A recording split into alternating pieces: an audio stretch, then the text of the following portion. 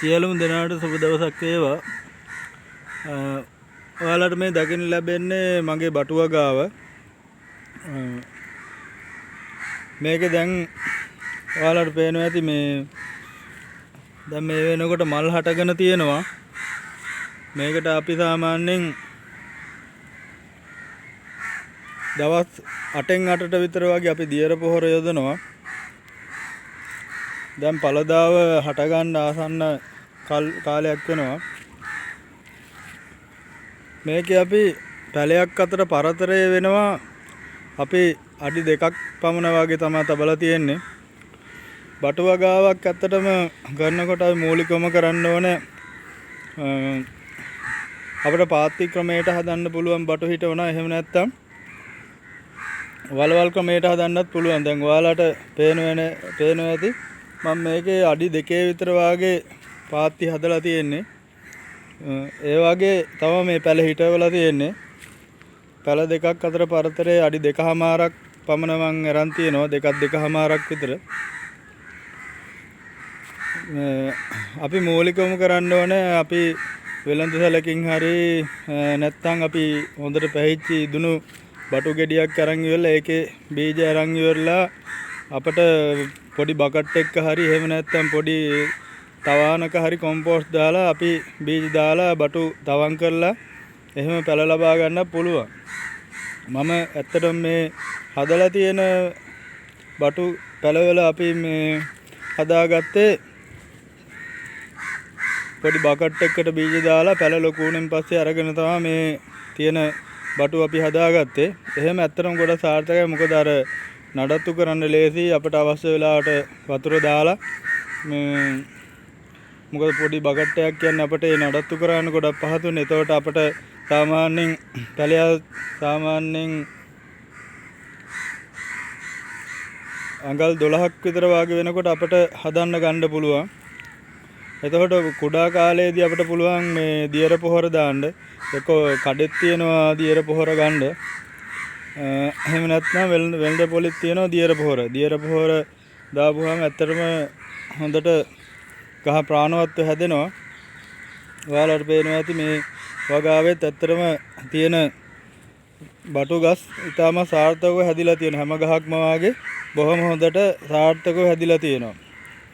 එතකොට ඊළඟට අපි කරන්න ඕනේ බටු පැල එහෙම හැදෙන ඒවා අරන් ඉවරලා සාමාන්‍යයෙන් අපි බටු පැලේ ගානේ හදන්නත් පුළුවන්. නැත්තම් එක වලකට අපිට බටු පැල දෙක ගානේ හිටවන්නත් පුළුවන්. දැන් ඔයාලට පේනවා ඇති මම මෙතන හදලා තියෙන්නේ එක බටු පැලේ ගානේ. ඒ කියන්නේ මම එහෙම හැදුවේ. එතකොට මට කියන්නේ නඩත්තු කරන්න පහසුවත් එක්ක තමයි මම එහෙම හැදුවේ. මේ අර ගස් දෙකක් හැදුවෙන් පස්සේ මේ ඒ කියන්නේ ඉඩ ප්‍රමාණ එක්ක ඒ කියන්නේ හැදෙන්න තියෙන මේ ඉඩ ප්‍රමාණය මේ මන්දි වෙනවා. දැන් මේ මෙහෙම හැදුවෙන් පස්සේ ඔයාලට පේනවා ඇති මේ දුර පරතරය හොඳට තියෙනවා. අපිට හොඳට නඩත්තු කරන්න පුළුවන්.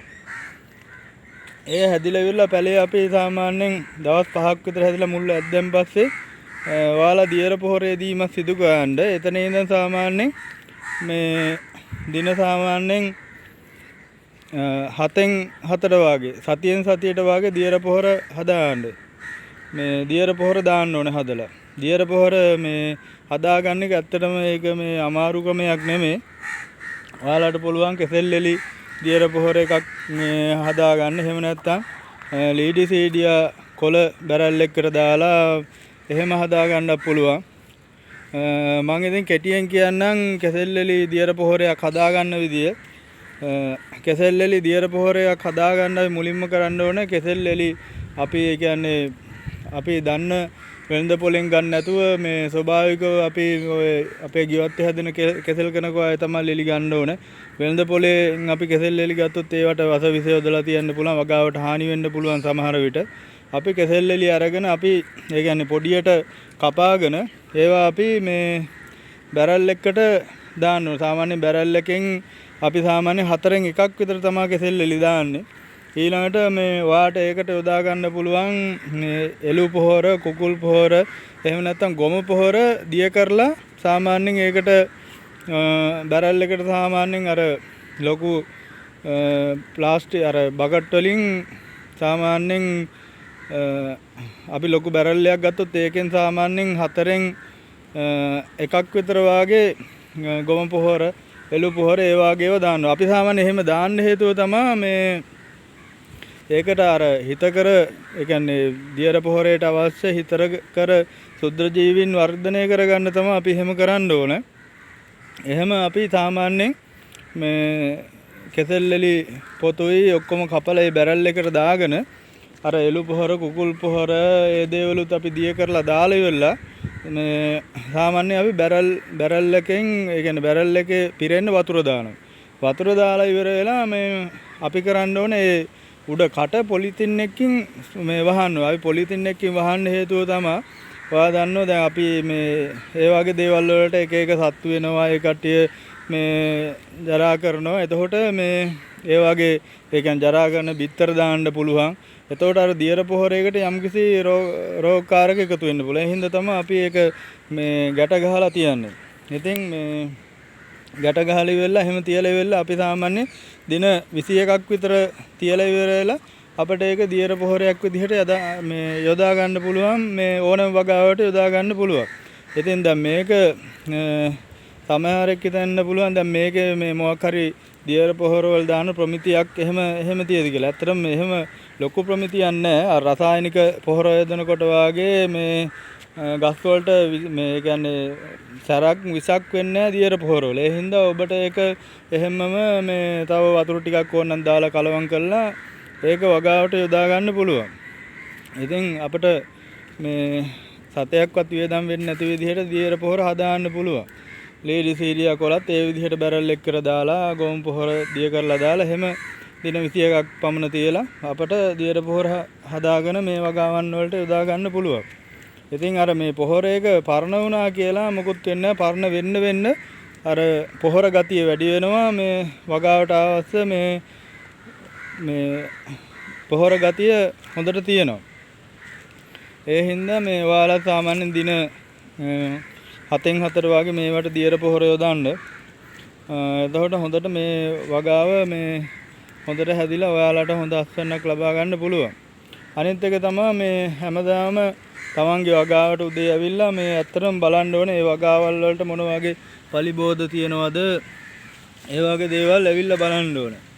හේතුව තමයි දැන් මේවට එක එක කුමියෝ එන්න පුළුවන්, එක එක සත්තු එන්න පුළුවන්.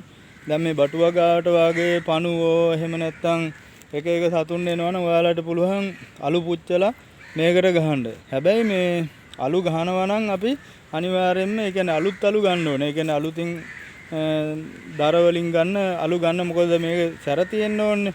එහෙම අරන් ගහන්න ඕනේ. එතකොට මේකේ මේ සාමාන්‍යයෙන් කූඹි ඉන්නවනම් එහෙම නැත්තම් ඔය බටු කන්න එන පණුව ඉන්නවනම් ඒ කට්ටිය මේකෙන් යනවා. අනිත් එක තමයි මේකේ ඔයාලට පුළුවන් නම් මේ කුණු වෙච්චි බටු ගෙඩි ඒ වගේම අර රෝගකාරක කොළ අනම්මනම් තියෙනම් ඒවා ඉවත් කරලා මේ වගාව පිරිසිදු කරන්න පුළුවන්. අනිත් එක තමයි වගාවේ තියෙන වල් නෙලන්න ඕන. ඒ කියන්නේ සාමාන්‍යයෙන් බටු ගස් වල තියෙන වල් නෙලන්න ඕන. නැත්නම් අර බටු ගහට යොදන පොහොර වල් වලට ඇදිලා මේ ගස් බාල වෙන්න පුළුවන්.